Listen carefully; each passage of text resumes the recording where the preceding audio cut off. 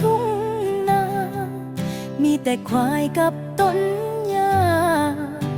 บ่มีแสงสีเสียงจ้าแต่หัวใจก็มีศรัทธาในความหักบ่มีเงินบ่มีทองแต่หัวใจบ่เคยจองใครไว้หลายแค่เจ้ามานั่งพิงไหลก็สุขใจแทบสิล้นหัวใจบ้านนอกบ่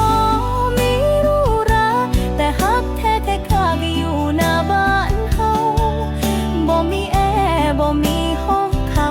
มีแต่เสียงจากจันกับเสียงใจเฮาที่บ่เคยเหงาบ้านนอกบ่มีของแพงแต่ฮักเขามันแข็งกว่าทองคำสิบ่เปลี่ยนสิบ่ลืมคำว่าเจ้าคือฮักแท้ที่ใจเฮา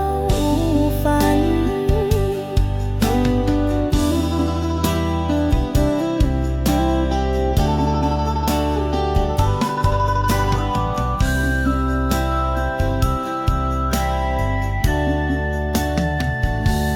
หุงข้าวฟืนกับน้ำบ่อใส่บาตรพ่อแม่พาเฮาโตบ่มีรถบ่มีไอโฟนโตแต่มีเจ้าคือฮักแท้พอแล้วเด้อบ้านนอกบ่มีหรูหราแต่ฮักแท้แท้ข้าอยู่หน้าบ้านเฮาบ่มีแอร์บ่มีห้องเขามีแต่เสียงจากจันกับเสียงใจเฮาที่บ่เคยเหงาบ้านนอกบ่มีของแพงแต่ฮักเขามันแข็งกว่าทองคำสิบ่เปลี่ยนสิบ่ลืมคำว่าเจ้าคือฮักแท้ที่ใจเฮาฝัน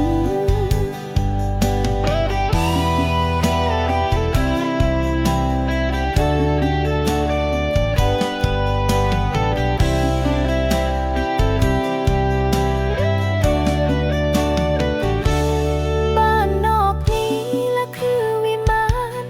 บ่ต้องการอีหยังแค่เจ้าข้างกายบ้านนอกบ่มี